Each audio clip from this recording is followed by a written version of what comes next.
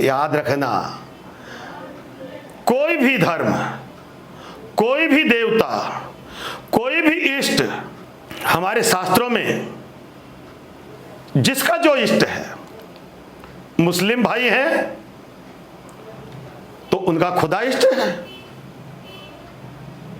Christians हैं उनका ईसा मसीह है, हमारे भगवान हैं श्री राम कृष्ण, और भगवान अनंत है। लेकिन ये सब देते क्या हैं?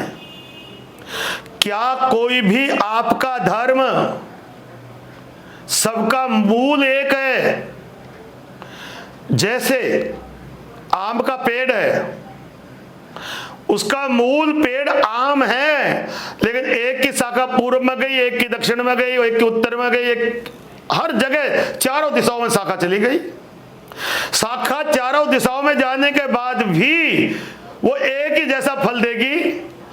जो पूर्व वाली है वो भी आम ऐसा ही खिलाएगी जो पश्चिम वाली खिला रही है, उत्तर वाली भी वही खिलाएगी जो दक्षिण वाली खिला रही है, क्योंकि मूल में वो आम है।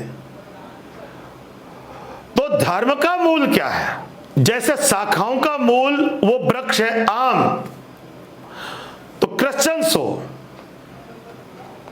मुस्लिम संप्रदाय हो, वैष्णव संप्रदाय हो, शंकर भगवान के उपासक हो, देवी के उपासक हो, राम के उपासक हैं, कृष्ण के उपासक हैं, किसी भी देवता को मानते हो, किसी भी गुरु को मानते हो, पर मूल क्या है? यदि वो मूल आपका सही है, आपका जो आपको सिद्धांत देने वाला उसका एक मूल है, वो दया है। धर्म का मूल दया है, दया धर्म का मूल है।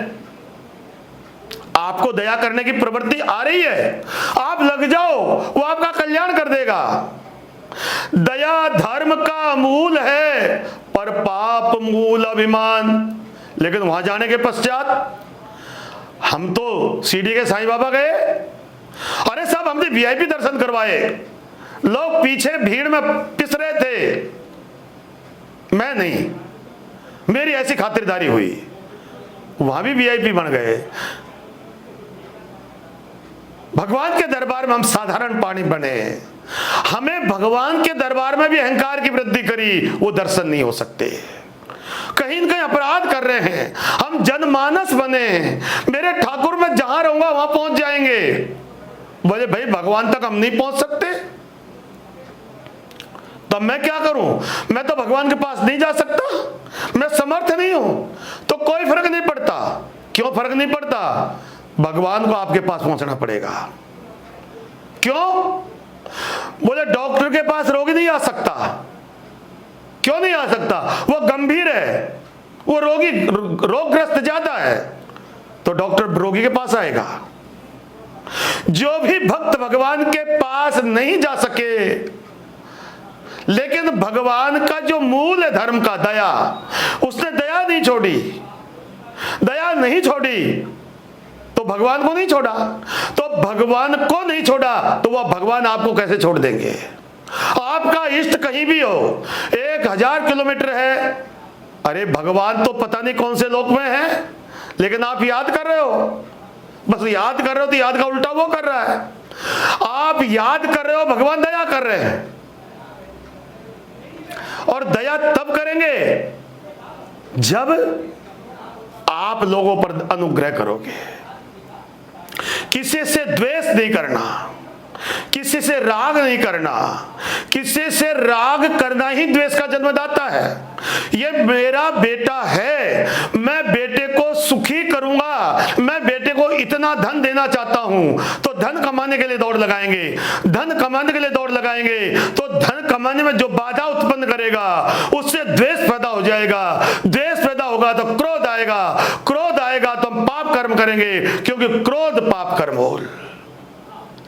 तो राग और द्वेष ये दो हमारे पतन के रास्ते हैं।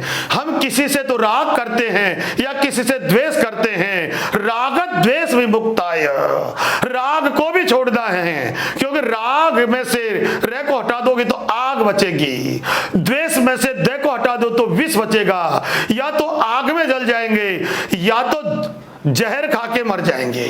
विष खा लेंगे या आग में जल जाएंगे। तो राग द्वेष विमुक्त आए, न किसी से राग रखनी, बच्चे ठाकुर ने दिए हैं, मैं तो सेवक हूं। माली बहुत सुंदर बगिया बनाता है, बहुत सुंदर बाग को सजा दिया, बहुत सुंदर फल लग गए, बहुत सुंदर फूल लग गए। राजा आता है, माली को देख करके खुश होता है, तेने बहुत अच्छे पौधे लगाए, तेने बहुत अच्छे फल वाले वृक्ष लगाए। राजा तोड़ के ले जाता है, मालिक खुश होता है, अरे उसका तो पेड़ टूट गया, उसका तो पेड़ भी नष्ट हो गया, मेरे मालिक ने लिया है। उसी प्रकार से जीवन में कभी हानि हो जाए, कोई क्षति हो जाए, लेकिन आप सोचना वो मेरे ठाकुर को समर्पित हो गई। आपने दान दे दिया, धन खर्च हो गया, वो ठाकुर को समर्पित हो गया। जिस प्रकार से राजा के धन लेने से मालिक खुश होता है, उसी प्रकार से दान देने से आप खर्च कर देते हो, मालिक खुश होता है। हमें राग और द्वेष छोड़े बिना समभाव नहीं जागृत हो सकता। आप ये मत सोचो आप भगवान राम को मानते हो, आप भगवान कृष्ण को मानते हो, माँ भगवती दुर्गा को मानते हो, के किसी भी रूप में मानते हो, लेकिन उसका मूल है दया। आप दया कर रहे हो तो भगवान को मान रहे हो, और दया न कर रहे हो, बेशक भगवान के 24 घंटे प्रतिमा के पास भी हो, दया से मुक्त हैं, दया युक्त नहीं है, आप क्रोधी हैं, दयालु नहीं है, तो आप भगवान के पास की पात्रता समाप्त कर चुके हो। आप भगवान के दरबार में कब जाते हो, कैसे जाते हो, कितने दिन में गए, कितने दिन हो गए, मत चिंता करो, चिंतन करो। चिंता मिट गई, क्योंकि दो ही काम होगा, या तो चिंता कर लो या तो चिंतन कर लो।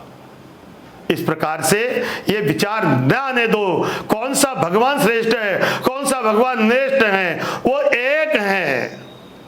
कबीर जी को उत्तर देना पड़ा, महाराज कौन से भगवान की पूजा करें, सारे भगवान, ये इसकी देवी की ये पूजा करो, कृष्ण जी की ये पूजा करो, हम किसको माने।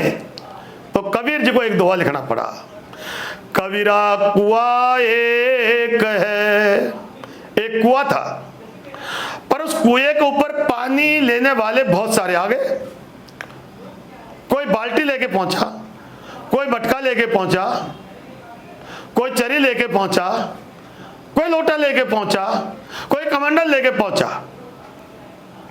भरने वाले ने कुएं में से पानी जल निकाला, सब में भर दिया। अब नाम बदल गया, ये चरी इसका जल है, ये मटके का जल है, ये कमंडल का जल है। परिणाम बोले कबीरा कुआ एक है और ये पनिहारी अनेक, बर्तन सब न्यारे भरे, पानी सब में एक। जिस प्रकार से भिन्न भिन्न जल पात्र में वो जल एक ही है, उसी प्रकार से भिन्न भिन्न देवता में वो परमात्मा दया के रूप में विद्यमान है। आपके अंदर जब तक दया है तब तक घट में राम है, दया गई राम गया। कोई भी देवता के आप उपासक नहीं है। दया को स्थापित कर लो, सारे देवता आपके ऊपर प्रसन्न हो जाएंगे। जय श्री राम।